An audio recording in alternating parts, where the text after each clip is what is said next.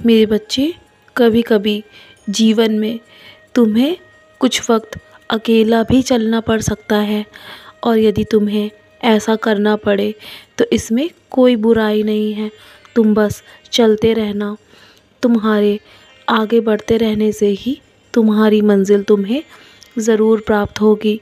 और वैसे भी इस मनुष्य जीवन में हर कोई अकेला ही आता है और अकेले ही इस दुनिया से जाना है उसे।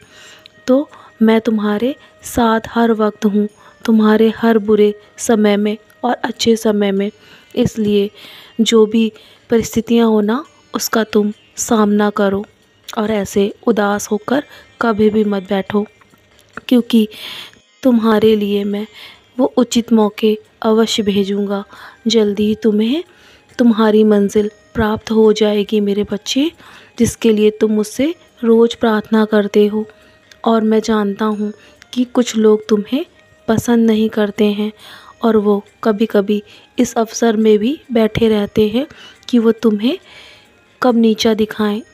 ऐसे लोगों से हमेशा दूरी बनाए रखना, इसी में तुम्हारी भलाई है।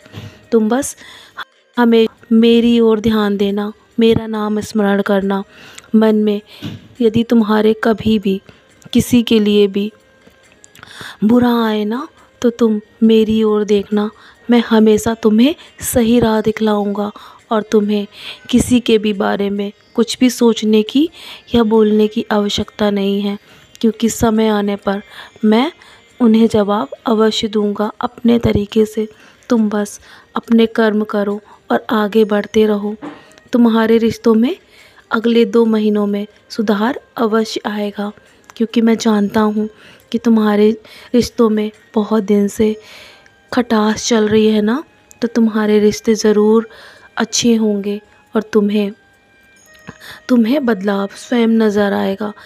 लेकिन उससे पहले तुम्हें अपने स्वभाव में भी परिवर्तन लाना होगा, क्योंकि तुम्हारा यदि कोई काम रुक जाता है ना, तो तुम निराश होने के साथ साथ बहुत चिड़चिड़े हो जाते हो, और इसी आवेश में आकर लोगों को बुरा भला भी कहते हो। लेकिन तुम स्वयं नहीं समझ पाते कि तुम्हारे साथ ऐसा हो रहा है। तो मेरे बच्चे, हर हाल में अपने मन को शांत रखो। मैं तुम्हें अवश्य राह दिखलाऊंगा, लेकिन उससे पहले तुम्हें मेरा साई सचरित का भी पारायण करना होगा।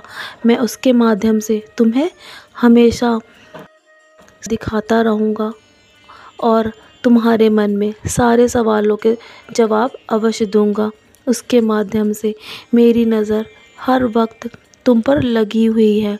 और मेरे बच्चे, मैं तुमसे बहुत अधिक प्यार करता हूँ, इसलिए मैं हमेशा तुम्हें खुश देखना चाहता हूँ। तो चलो, आज बहुत रात हो गई है ना, तो तुम मेरी उदी का सेवन सोने से पहले अवश्य करना, और हो सके तो मेरा नाम स्मरण करके अवश्य सोना।